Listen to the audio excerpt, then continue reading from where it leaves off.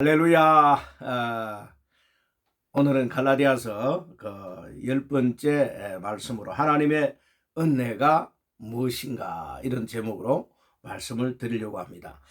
본문 그 말씀은 갈라디아서 2장 21절, 3장 3절, 4장 21절, 고린도후서 3장 17절, 디모데전서 1장 45절 말씀으로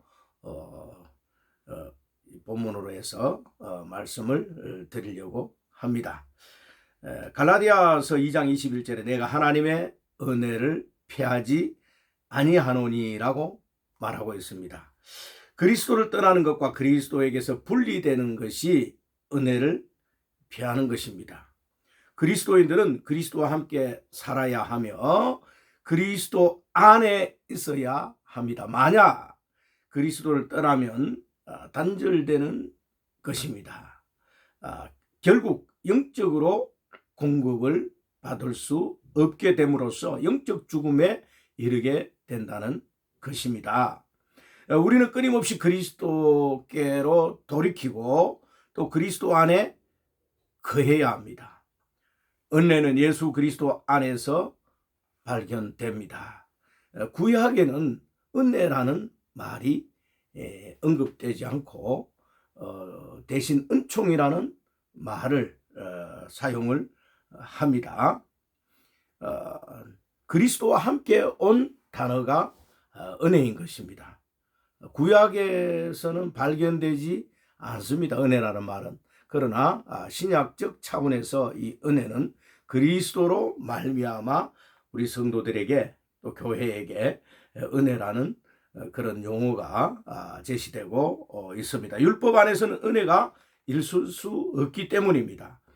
은혜의 약속은 아브라함과 이렇게 하나님께서 약속하신 것이 이루어진 것이며 500년 후에 모세를 통해서 시내산에서 율법이 주어졌고 그 후 약 1500년 후에 하나님의 아들 예수 그리스도와 함께 온 것입니다. 요한복음 1장 14절에서 태초에 하나님과 함께 있었고 하나님이었던 말씀이 육신이 되어서 우리 가운데 장막을 치셨으니 은혜와 진리가 충만하더라고 말하고 있습니다.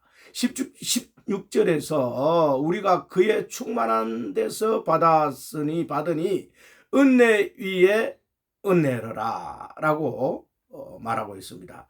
은혜는 예수 그리스도와 함께 오게 된 것입니다. 그렇다면 이 은혜라는 말은 무슨 말일까요?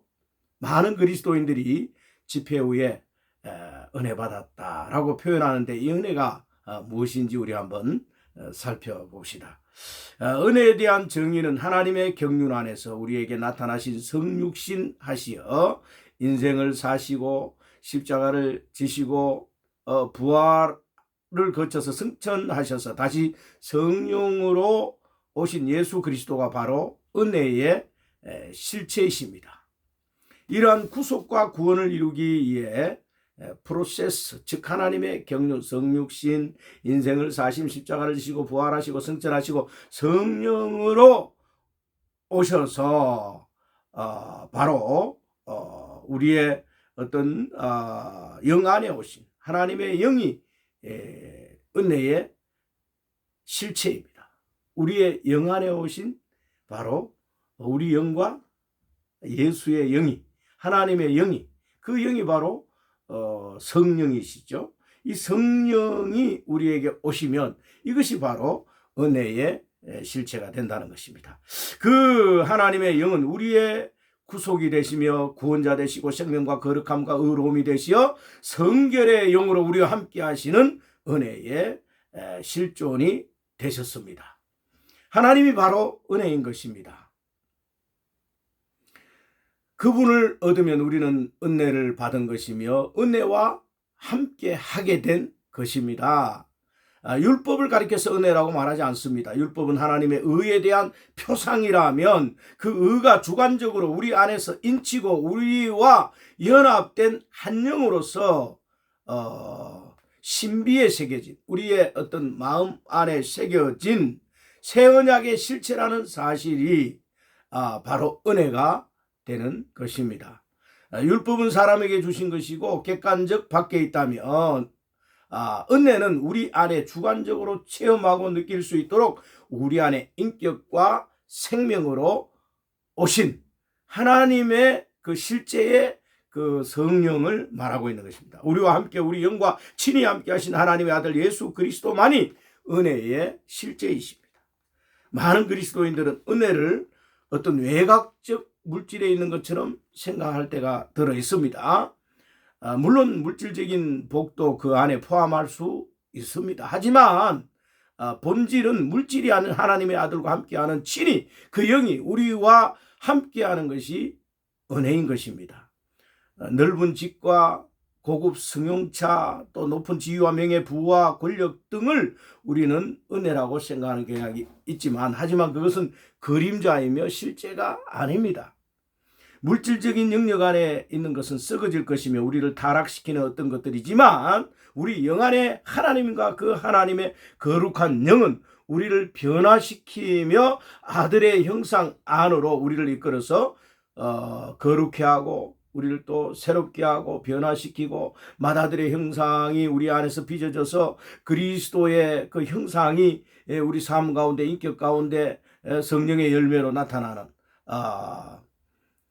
우리 영 안에서 함께하는 하나님의 거룩한 영은 우리를 이렇게 아들 안으로 이끌어서 아들의 형상 안으로 우리를 변화시키고 의롭게 하며 성화를 통해서 결국 영화롭게 하는 단계로 이끌어 가시는 이게 바로 구원의 서정이고요. 하나의 하나님 우리를 구원하셔서 구원하신 이후의 그 프로세스입니다. 하나님 우리를 예수 그리스도 믿게 해서 그냥 하나님의 자녀로 만들어 놓고 그냥 방치하지 않습니다. 성령께서 우리를 인도하시고 우리를 지배하시고 점유하시고 인도하셔서 우리로 하여금 옛사람을 벗게 만드는 겁니다. 기질과 그 다음에 죄성과 그런 나쁜 습관과 우리 세속의 물들을 찌들어 있는 세상에 찌려 있는 세상에 물들어 있는 이 나쁜 모든 그런 냄새나는 그 인내 사람의 냄새 그 사람의 냄새가 얼마나 여러분 그 죄 냄새가 고약한지 여러분 모르시죠? 그리고요 마귀 냄새가 엄청납니다. 귀신 쫓을 때 기도해 보면요 막 이렇게 막 안에서 냄새를 막 하는데 이게 막 구역질이 납니다. 막 토합니다. 마귀 사역 그 축사 사역 해본 사람들은 알 겁니다. 얼마나 그 노른 구렁이 같은 냄새, 뱀 냄새, 뭐 아주 뭐 그거는요 그 어떤 오물 냄새보다 뭐 몇백 배 더 심합니다. 뭐 구역질합니다. 으악 합니다. 그 냄새는요. 기도하면 한 번씩 후 이렇게 일부러 그 마귀가 공격할 때 그 냄새는요 이루 말할 수 없어요. 그게 인내. 그리고 그것이 죄 냄새예요. 그게 마귀가 우리 사람을 통해서 나타내게 하는 그런 냄새입니다. 여러분 지하철 같은 데 한번 타보세요. 사람들 많이 모인 곳에 가보십시오. 막 어떤 저는 영적인 냄새를 맡기 때문에 이 육적인 어떤 후각적 이런 냄새보다도 영적인 그 냄새 맡으면요 막 미칩니다. 이 얼마나 악취가 심한지.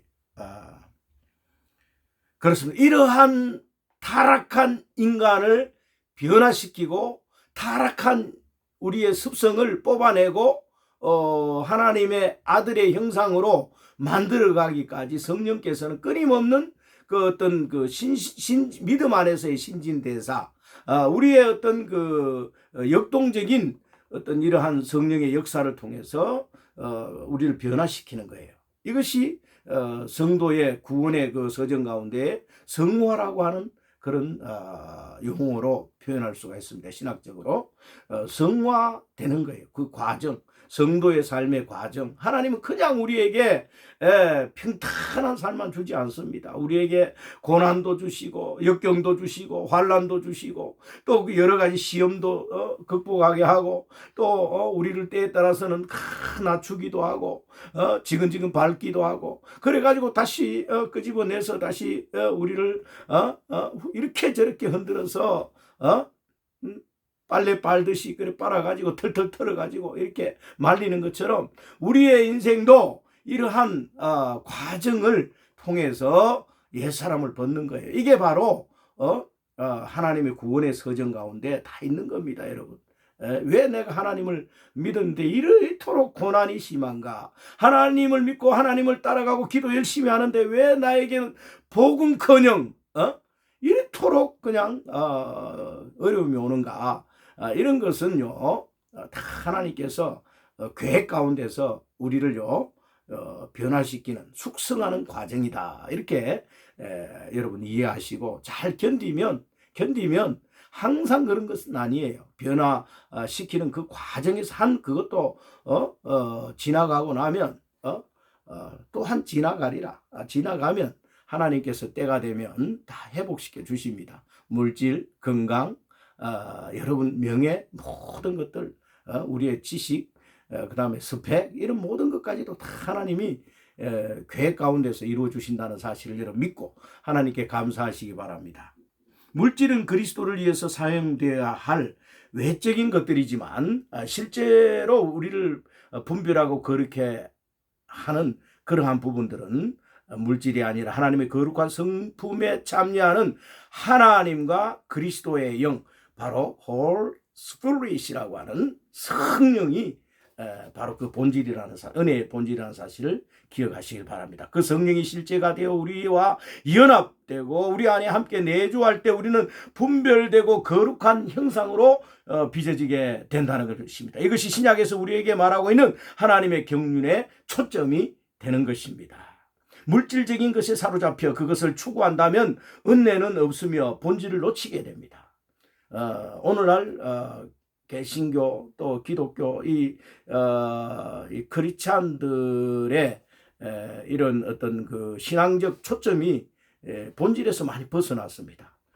물량주의적 어떤 액수, 또 우리 교회가 얼마만큼 또 이렇게 건물이 그냥 큰가, 층수, 그다음 우리 사람들이 얼마나 모이는가, 인수, 이런 것에요 매몰되어 있는 거예요. 그래서 외곽적인 축복받은 사람들이 큰 어떤 복을 받았다 이렇게 생각할 수 있습니다. 그 뭐 한 방면에서는 그 말도 틀린 말은 아닙니다만은 그보다도 외곽적인 이런 어떤 부분보다도 더 본질적인 것을 놓쳐서는 안 되는 거예요. 그게 십자가를 통한, 고난을 통한 부활인 것이죠. 그게 핵심인 거예요. 하나님의 경륜에 십자가와 부활. 십자가는 고난 아니겠어요? 나를 쳐서 복종시키고 내가 변화되고 내가 옛사람을 벗고 내 어떤 세속에 젖은 그런 때들을 벗고 영적인 순결한 그런 어떤 그 하나님의 신부로, 처녀로 단장되는 이러한 것을 하나님은 우리 삶 가운데 새기기 위해서 고난과 역경, 그 십자가가 있다는 거예요. 그리스도인에게 십자가가 없다면 항상 여러분 축복만 받는다라고 한다면 우리가 언제 변화되겠습니까? 하나님은 우리의 어떤 그 구원한 이후에 가장 관심사가 뭐냐면 하나님의 거룩한 형상, 예수 그리스도의 그 맏아들의 형상, 하나님의 거룩성이 우리 믿는 자들에게서 이렇게 활짝 펼쳐지도록, 해방되도록, 믿는 자의 그 어떤 그 본질은요 거룩성입니다. 하나님이 거룩하니 너희도 거룩하라. 그런 말씀을 기억하시기 바랍니다. 내가 거룩하니 너희도 거룩하라는 거예요. 아들아, 아버지를 닮아라. 이게 본질입니다, 여러분. 그리스도를 놓쳐서는 안 되는 거, 거룩성을 놓쳐서는 안 되는 겁니다. 물질만 추구한다면 이 물질은요 타락의 어떤 길을 걸을 수 있는, 물질이 많은 상태에서요 신앙이 없다면 그 물질 가지고 여러분 뭘 하겠습니까? 쾌락을 쫓지 않겠습니까? 세상을 쫓아가지 않겠습니까? 신앙이 있는 상태에 부가 온다면요 그 부는 반드시 우리를 패망의 길로 이끌어 갑니다. 여러분 신앙이 없는 상태에서 부를 추구하지 마세요. 먼저 여러분 그릇을 이렇게 신앙을 이렇게 만들어 놓는다면 하나님은 우리에게 물질적인 것을 많이 부어주십니다. 그리스도를 더 얻으면 물질도 그 안에 있는 것입니다. 그리스도와 함께 물질도 따라오는 것입니다. 만물이 그로 말미암았기에 그가 없이 된 것이 하나도 없으며 은도 금도 그의 것이기에 그를 추구하고 그를 얻으면 그 모든 것은 그리스도 안에서 우리에게 여러분에게 주어진다는 사실을 확실히 믿으시길 바랍니다. 하지만 본질을 놓치면 외형적인 물질도 다 놓친다는 사실을 여러분 알아야 합니다. 그리스도를 얻어라. 그리하면 이 모든 것을 더해 주신다라고 하는 이러한 영적인 그런 방정식과 같습니다. 영적인 어떤 이게 바로 해법이에요. 그리스도를 얻어야 물질도 얻는다. 그리스도 놓치면 물질도 놓친다. 그 물질이 있어봐야 그것은요 죄 짓는 데 사용하는 도구에 불과한 거예요. 그러니까 패망의 길로 가게 되는 첩경이 되는 겁니다. 물질은. 무엇을 먹을까 무엇을 마실까 염려하지 말라. 이러한 것들은 이방인들이 구하는 것이며 우리는 먼저 그 나라와 그 의를 구해야 합니다. 그리하면 이 모든 것을 더해 주시겠다고 주님이 약속하셨습니다. 그 나라는 하나님의 왕국을 말하고 그 의는 복음과 은혜를 말합니다. 주님의 나라를 위해 그 복음을 위해 우리는 뛰고 달리고 절제하고 시간을 아끼고 나를 쳐서 목종시키고 그렇게 하면서 우리는 주님의 나라의 확장에 애를 쓰고 분투해야 할 것입니다. 참된 복음을 위해 수고하고 복음을 위해 헌신하며 교회를 위해 봉사한다면 주님은 이 모든 것을 더해 주신다고 말씀하셨습니다. 물질적인 것을 더해 주신다고 하셨기 때문에 이 물질이 바로 어디서 오느냐? 하나님께로부터 온다는 겁니다. 제가 이제 개척교회를 시작할 때 그 신학 공부하고 이렇게 전도사 생활하고 제가 군대에서부터 군종 생활을 군종 전도사 생활 이렇게 해서요 거의 한 40년 정도 이 목회를 한 것 같아요. 복음을 전한 것 같습니다. 그래서 이제 군대 제대하고 나서 신학 공부하고 또 대학 다니고 이래저래 세월이 흘렀죠. 그러니까 돈 벌 기회가 없는 거예요. 신학 공부하면서도 얼마나 결혼한 후에 또 이렇게 공부를 이어갔기 때문에 어려웠는지 모릅니다. 말도 못합니다, 여러분. 그 과정이라고 하는 게 전도사 그 생활비가 그 당시에 7만 원 받았어요. 그리고 7만 원 받다가 15만 원 받고요. 또 조금 더 올려주면 18만 원, 또 20만 원, 25만 원 이렇게 받고 생활했는데 그거 11조 띄고 감사헌금 하고요. 그러면 한 달에 그리고 한 5만 원 방세 주고 아이들 우유값도 없어요. 얼마나 그 당시는 애들이 어리니까 2살짜리 3살짜리 업고 안고 집사람이 일하러 갈 데도 없는 거예요. 맡길 놀이방 또 시설도 많이 없었지만 그 당시는 맡길 수 있는 돈이 있어야지 또. 그리고 또 교회 부자 교회 이런 데서 사역을 했지만서도 하나님이 안 보내는 거예요, 사람들을. 그거 가지고 5만 원 가지고 한 달을 버텨라는 거예요. 여러분 5만 원 남습니다. 감사헌금 11조 이런 거 방세 이렇게 띄고 나면 5만 원 가지고 학교 다녀야 돼. 그거 가지고 공부해야 돼. 아이들 키워야 돼. 먹고 살아야 돼. 그런 가운데 그리고 교인들은 안 돌봐. 고장 한 번씩 오는 분들은 그 교회 80 가까이 80 넘은 노인 그 할머님들이 지팡이 짚고 아이고 전도사님 어떻게 사십니까? 쌈짓돈 그 만 원 꺼내 가지고 우리 아들이 이번 주에 와서 용돈 주고 갔어요. 이거 가지고 아이들 우유 사 주세요. 그거요 받아 가지고 생활하고 또 교회 가면 광안동에 그 아주 큰 교회인데 그 당시 광안리는 굉장히 부촌이었습니다. 지금은 부산이 부가 편만하게 이렇게 되어 있지만 그 당시는요 그 남천동, 광안동, 수영구 이쪽이요 부촌이었어요. 그 부천교회 동네에 제가 전도사 때 사역을 했는데 강한 모 교회입니다. 그 부자들도요 전도사 사례 5만 원 올려주자 말자 이거요 한 시간 한 40분에서 1시간 정도를 난상 토론을 하고 올려주자 말자 결국 그 수장로가 나와서 전도사는 아르바이트 학생입니다. 고로 우리 돈 그냥 막 올리지 말고 올해 그냥 넘어갑시다. 이렇게 그 어려운 시절이면 돈 5만 원, 여러분 5만 원 올려주자 말자.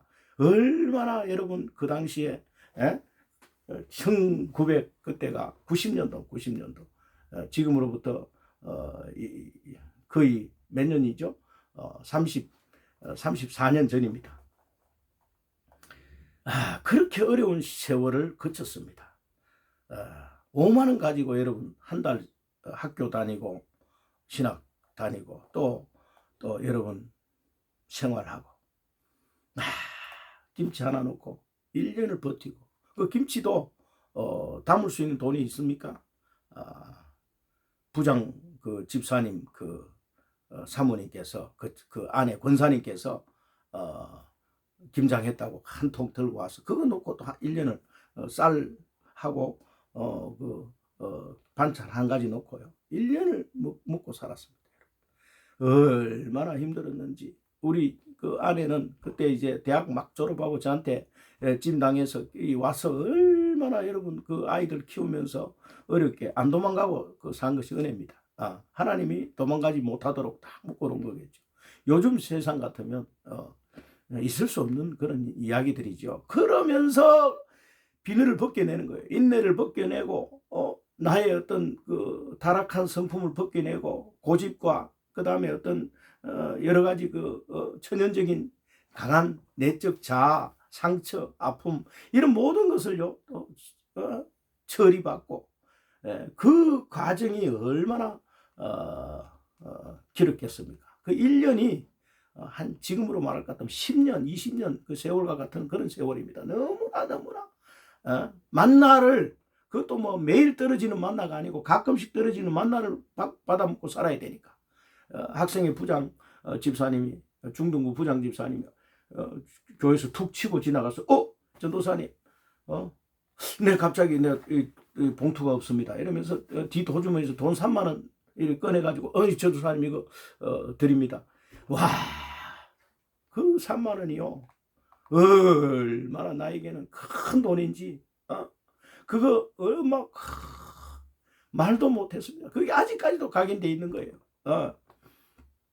그렇기 때문에 저도 돈만 생기면요 신학교에 가면 우리 동기 그런 전도사님들 감동이 되면 뭐 10,000원도 주고 30,000원도 주고 가서 주면요 지금도 전화가 와요. 유 목사님 그 당시에 내가 목사님한테 돈 그 3만원 그거 받은 거 아직도 기억이 납니다. 우리 아이들 그 우유값이 없었는데 전도사님이 그거 준 거요.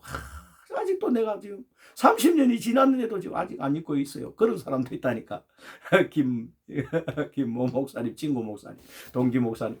하여튼 그렇게 어려운 시절에 훈련을 받았기 때문에 그런 훈련이 있었기 때문에 오늘의 제가 있고 또 오늘의 그런 연당 과정을 통해서 만나를 먹고 살았기 때문에 영적 건강이 유지가 되고 세속을 이길 수 있고 그런 믿음이 확고하게 자리 잡게 되고 이러한 그 프로세스가 이런 과정이 없었다면 어떻게 여러분 지금의 그릇이 만들어졌겠습니까?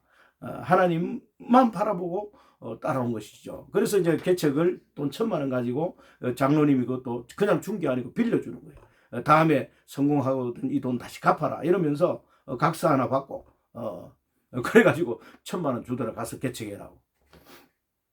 그걸 가지고 나와서 개척을 시작을 했습니다. 2005년도에. 그래 가지고요. 지금 이제 개척 한 10년 정도 하니까 하나님께서 물질을 이렇게 주시더라고요. 한 10년 되고 나니까 이제 뭐 집도 하나 주시고 또 뭐 이렇게 그 이후에 이제 건물도 좀 주시고 이렇게 하면서 오병이의 기적들도 일어나고 그 물질적으로도 풍요롭게 하고 모든 걸 이제 이렇게 내가 주님의 일 하니까 초창기는요 교회 개척하면서 교회 오면 그 성도들에게 노인들을 모시고 와라 그러면은 내가 돈을 주겠다. 뭐 돈도 많이 주는 것도 아니고 막 이렇게 오신 분들한테 이렇게 헌금 나오는 거 그거 가지고 다 줬어요. 1,000원씩.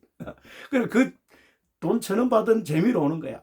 사람들은 돈이 없어서가 아니고 그거 주니까 사람 받기를 좋아하더라고요. 그래서 많이 올 때는요 100명까지도 98명까지도 오더라고요.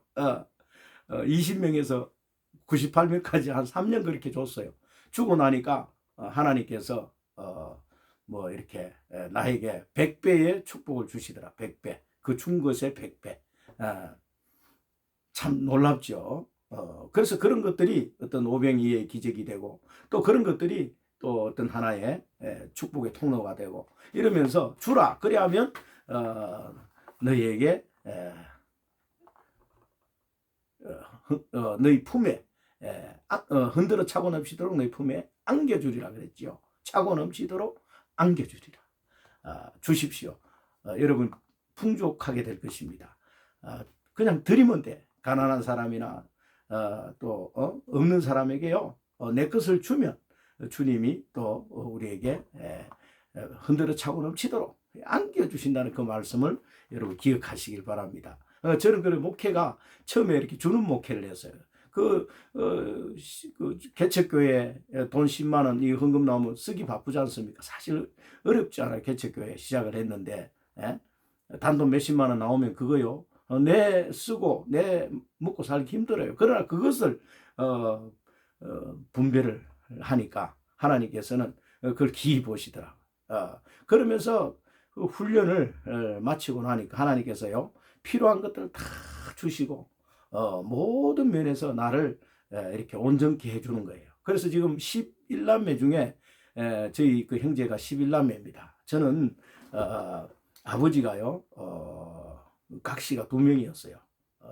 이 이야기는 가정사의 비밀이기 때문에 그런데 저희 어머니는 이제 본처고 또 후처가 하나 있었어요. 그 후처에게서 난 자식이 4명, 우리 어머니 본처에게서 난 자식이 7명. 그 아버지가 왔다 갔다 지그재그로 이렇게 해서 11명이에요. 아버지가 그 사정이 생겨가지고 1960년 초에 또 6.25 전쟁 당시에 이렇게 어려움을 당해가지고 이렇게 도망자 신세가 돼가지고 부산으로 와서 정착을 한 거예요. 그래가지고 이제 생활을 해야 되니까 아내를 하나 얻어서 작은 부인을 얻어서 후처를 얻어서 부산에 정착을 한 거예요. 그래서 이제 사실 저희가 저 전라남도 순천 지금 그 벌교 옆에 보면 별량면이라고 순천만 바로 순천만에서 한 10분 거리에 우리 고향입니다. 그 촌동네에서 제가 자랐어요. 저는 참 그 아버지 없이 어린 초등학교 시절을 보냈거든요. 그러니까 얼마나 가난했겠습니까? 한 80가구 사는데 저희 집이 제일 가난했습니다. 늘 자존심이 상한 거예요. 다른 집에는 다 아버지가 있어가지고 우리는 그 할아버지가 물려준 농사를요 아버지가 또 싹 팔아갖고 가버린 거예요. 그러니까 논 뭐 한 4마지기 정도 남겨놓고 싹 팔아 가버리니까 그 논 4마지기 있는데 그것도요 한 해 홍수 2해 기근 쩍쩍 갈라져 버리고 또 한 해 또 홍수 그러면요 이 한 4, 5년은 이게 쌀 구경을 못 하는 거예요. 그 수로가 없고 저수지가 없어가지고 제가 초등학교 한 5학년 때쯤 돼서 이제 그게 수로도 놓고 저수지가 생겨가지고 그런 문제가 해결됐는데 그 평야가 비만 오면 또 비가 안 오면 막 그냥 전멸인 거예요. 얼마나 농사가 많은 사람은 한 해 탁 해가지고 막 몇 년 먹을 거 사놓지만 거의 한 80% 90%는요 한 10%쯤만 그렇게 하고 나머지는 다 그 어려운 상황이었죠. 그 가운데서도 아버지가 없으니까 아버지 부산 가서 뭐 1년에 뭐 한두 번 오실까 말까. 그러니까 너무 이게 자존심도 상하고 또 어머니가 얼마나 또 힘들어하고 보니까 30대 그 여인이 말이에요. 남편도 없이 막 때에 따라서는 막 어머니는 막 그 생각하면 눈물이 나. 30대 얼마나 그 피 끓는 그 젊음이 있는데 신랑은 안 오지 자식들은 막 속색이지 농사는 없지 막 어떨 때는 어머니가 막 너무 괴로우니까 막 농약을 갖다 놓고 내가 이걸 먹고 죽어야 되나 하고 막 그런 걸 보고 자랐어요.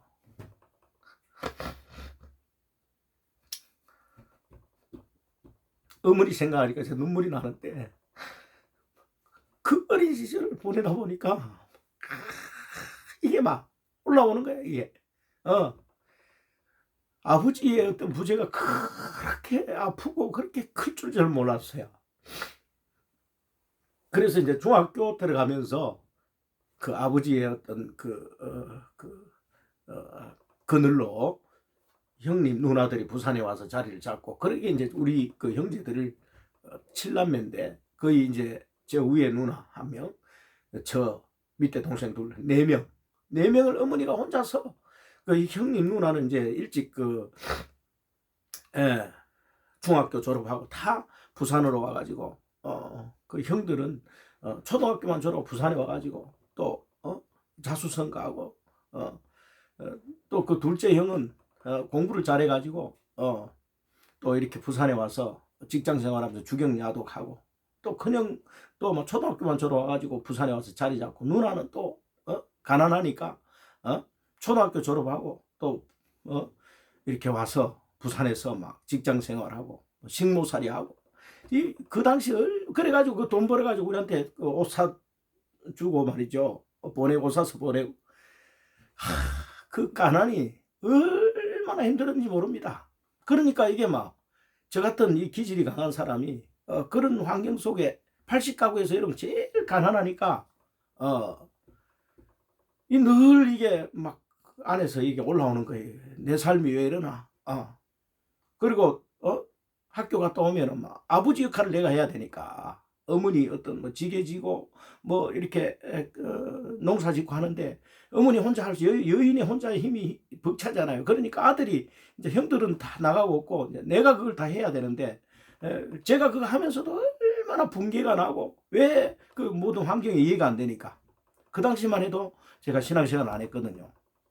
막 그러니까 이게 분노가 나고 막 이렇게 하니까 어그러지는 거예요. 학교 가면은 선생님은 왜 육성예비 안 내느냐 이놈아, 돈을 가져와야지 하고, 막 언제까지 가져올 거야.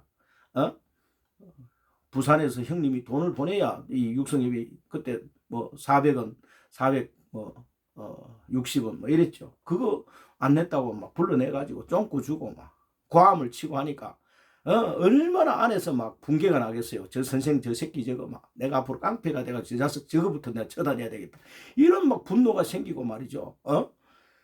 그래서 그런 아픔들, 그런 상처들 이루 말할 수 없어요. 그게 오래 가더라고요.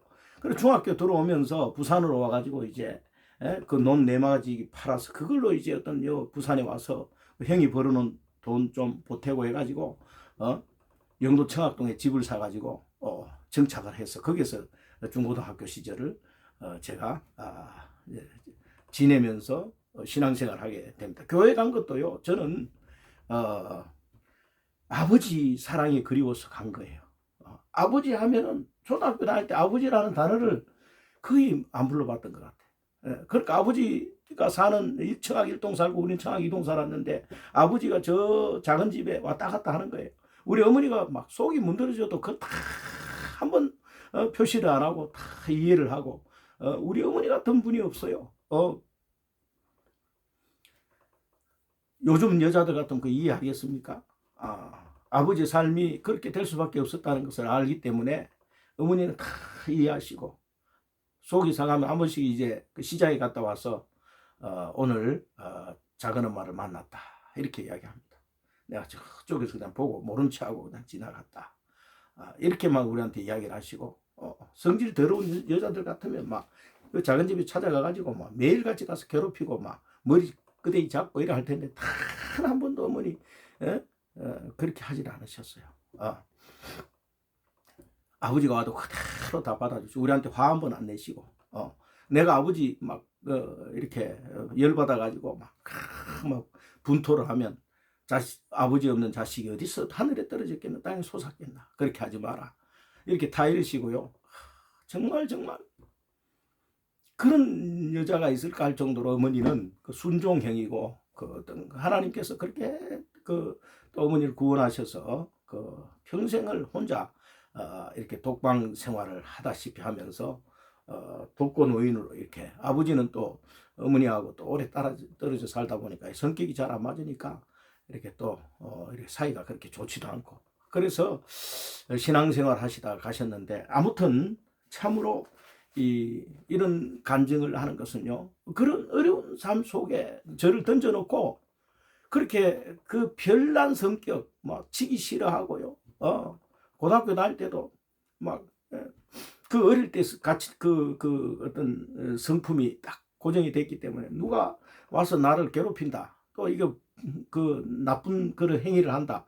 그럼 나는 용서를 못하는 그걸 막 강하니까 그걸 깨뜨려야 되고, 거기에 대항해야 되고. 지금도 그런 성격 때문에 힘들어. 누가 저거 아니다 싶으면 가가지고 막 확 그냥 두들겨야 되고, 그러다 보니까 막 이게 참 어렵다. 성품이, 이런 성품을 하나님께서 부드러운 가루로, 부드러운 사람으로, 예수 그런 그 성품으로, 거룩한 하나님의 맏아들의 형상으로 빚어야 되니까 얼마나 많은 환경을 제게 주셨겠습니까. 군대 가서도 그 어려운 그 과정을 겪어내고, 남들에게 없는 그런 환란과 풍파, 고난, 이런 것들이 있는 거예요. 왜? 내 어떤 이거 변화시켜야 되니까, 나 벗어내야 되니까. 천연적인 기질과 자아와 지기 싫어하고 막 승부욕이 강하고, 700명 중에 여러분, 내가 막 머리를 쓰고 이 힘도 있고 하니까, 요즘 말로 같으면 짱 아니겠어요? 그런 어떤 그 기질을 가지고 지금도 고등학교 동기들 가면요, 짱님 오셨습니까 합니다. 나는 자기들 몰라도 자기들 나 이름을 다 기억을 하고 알아. 왜? 짱이었기 때문에. 그만큼 여러분, 제가 기질이 보통 사람이 아니에요. 예수 안 믿었으면 어떻게 됐겠어요? 김태촌이 후계자, 조양은이 후계자 안 됐겠습니까? 그만큼 복음이라고 하는 거, 복음을 받고 나니까 완전히 나를 성령이 이끌어서 그 프로세스 안에서 나를 개조하는 거예요. 개조. 완전히 새 사람으로 만들어버리는 거예요. 예. 근본적인 성격이나 기질이나 이런 것들은 뭐 이렇게 털은 있겠지만 그 안에 모든 걸 지근지근 밟아서 얼마나 훈련을 받았기에 여러분 시인이 됐겠어요. 시인이, 이 강한 기질이, 깡패라고 하면은 누구보다도 강한 이런 어깨와 주먹들을 장악하는 사람이 시집을 10권 써서 문학 대상을 받았다는 것은 그 많은 하나님의 그 연단이 있었기 때문에, 성령의 이끄심이 있었기 때문에, 그 은혜가 임해서 이렇게 된 거. 하나님의 은혜로 나된 거예요. 사울이 바울 된 이 사건 알지 않습니까? 열심과 이러한 것들, 이러한 좋은 머리, 기질, 이런 것들로 이런 악에 사로잡혀 보세요. 마귀에게 사로잡혀 보세요. 그런 걸 가지고 여러분 세상에 가서요, 그 세상 어떤 조직과 결탁해 버려 보십시오. 그 엄청난 악의 도구가 되겠죠. 그러나 하나님께 사로잡히니까 이 열정과 이러한 모든 것이 하나님의 은혜로 새롭게 되어서 완전한 그런 그리스도의 그런 종으로서 정말 시적인 감미로운 김소월의 그 어떤 그 시향이 저 시 안에 배겨 있습니다. 여러분 한번 제 시집을 한번 필요하시다면 저에게 연락 좀 드릴게요. 영광도서에 갔는데 다 팔리고 이제 뭐 잘 팔리지도 않고 이래서 갖다 주지도 않고 있습니다만, 아무튼 그렇습니다. 그 연단 속에서 이제 이 성품이 단련됐기 때문에 한 면은 강한 쇠지만 한 면은 또 어머니의 그 순박한 그런 면을 닮아서 양면성이 있는 거죠. 제게는 아주 강한 면과 김소월처럼 그런 연한 그런 종이 같은 그 성품이 내재해 있는 거예요. 어떤 시는 막 그 어떤 저항시, 현실 참여시, 이런 거는 굉장히 강합니다. 막 누구도 저를 감당할 수 없으면 강하지만, 또 한면에는 여성적인 부드럽고 막 말도 못하죠. 그게 양면성이 있는 거죠. 하나님이 쓰시기 위하여 그런 약함과 강함, 그리고 외유내강이라고 하는 이러한 부분들을 만져주셨기 때문에, 이 은혜가 임하면 이렇게 아주 그렇게 천연적인 기질로 다져진 어릴 때 그 형성된 성품이라도 하나님이 지근지근 밟아서 부드러운 그런 아주 그런 면을 가지고 세상을 바라볼 수 있는, 꽃을 보고 향기를 맡고 시를 쓰고, 사람의 어떤 그 부드러운 어떤 어려운 사람들 보면요, 눈물을 흘리고 함께 울어주고 함께 기도하고, 이런 면의 사람으로 예수의 그 향기로 이렇게 거룩성으로 성화를 시켜 나간다는 거, 참 놀랍습니다. 하나님이 우리를 이렇게 빚어 나가는 거예요. 그래가지고 어느 정도 빚어지고 나니까 하나님께서 아하, 너에게는 이제 물질을 맡겨도 되겠구나. 그래서 그 물질도 주시더라고요. 그 어릴 때, 지금 와가지고 지금은 살만하잖아요. 그러니까 아들들이 와서 아버지 우리에게 우리 어릴 때 뭐 해줬습니까? 아이고 어릴 때 좀 이렇게 큰 집을 좀 얻어보지. 우리 다 이제 분가하고 나서 이렇게 큰 집 얻어가지고 뭐 합니까? 제가 여기 34평 오기 전에 64평을 하나님 주시고 64평 아파트 살았거든요. 그러니까 그거 와서 보고 방이 6개니까 아마 연산동에 놀랍잖아요. 이런 것들을 겪었습니다. 그러니까 아이들은 그 모르죠. 어릴 때 왜 가난했는지. 그래서 제가 둘째 아들 삐꼈어요. 아버지 저에게 뭘 해줬습니까? 이렇게 이놈의 새끼 말이야. 생명 주고 키워줬으면 됐지. 쓸데없는 소리 한다고. 앞으로 그런 소리 할까도 오지 마라 했더니 진짜로 삐껴가지 않아요. 그래서 손자도 보고 싶고 손녀도 보고 싶어서 제가 이제 최근에 편지를 써서 보냈습니다. 아들아, 네 어릴 때 전도사 시절에 참 가난했다. 돈도 별로 없었고 막 그러다 신학 공부한다고 너무 힘들었다. 잘해주지 못해서 미안하다. 이제 내가 이제 아파트도 있고 건물도 있는데 이거 팔리면 섭섭지 않게 챙겨줄 테니 속히 오너라. 아들아 사랑한다. 이렇게 편지를 보냈어요. 여러분 기도해 주시기 바랍니다. 큰아들은 뭐 이런 걸 다 이제 사역 안에서 이해하고 군목이 되었기 때문에 이런 부분들이 그 감정이 없지만 작은아들은 그런 게 있는가 섭섭한 게 있는가 부모에게 아버지에게 어릴 때 너무 이렇게 힘들어서 돌보지 못했다는 이런 것 때문에 가슴에 상처가 돼 있는 것 같아요. 그놈도 제가 목사가 되기를 원했지만 그놈은 그런 걸 받아들이지 못하는 거야. 그러나 큰아들은 세상에서 가장 아버지를 존경한다라고 자기는 얘기를 했대요. 군목 그 면접 볼 때. 왜 신앙적 관점으로 보니까 아버지가 정말 사랑스럽고 존경스러운데 외형적 물질적인 영역에서 보면 왜 아버지는 우리를 갖다가 이렇게 힘든 가난한 삶을 살까 이런 관점으로 보니까 아버지를 이해는 우리 나에게 뭐 해줬습니까 이렇게 나오는 거예요. 야, 그래 참 이렇게 관점이라는 게 그렇습니다, 여러분. 하나님의 은혜가 이토록 성령의 은혜는 우리를 변화시키고 성화시키고 하나님의 은혜가 어떤 것인가 여러분 아시겠죠? 이게 변화가 돼야 결국 하나님 물질도 맡깁니다. 변화가 되지 않으면 우리가 성화되지 않고 하나님 믿음이 채워지지 않으면 그 물질 가지고 어디 쫓아가겠어요? 세상 쫓아갑니다. 결국 패망의 길로 들어가기 하나님 그거 아시기 때문에 정력으로 쓰려고 하면 안 줍니다, 여러분. 그 물질을 가지고 복음 전파 그 나라와 그를 구하고 그 일 하는데 전념해라고 우리에게 주는 것이에요. 여러분 그렇게 아시고 믿음으로 승리하는 그리고 이 은혜에 대해서 분명한 개념을 가지고 살아가는 그런 성도들 되시길 주 예수 그리스도의 이름으로 축원합니다. 아멘. 감사합니다. 좋은 하루 되십시오.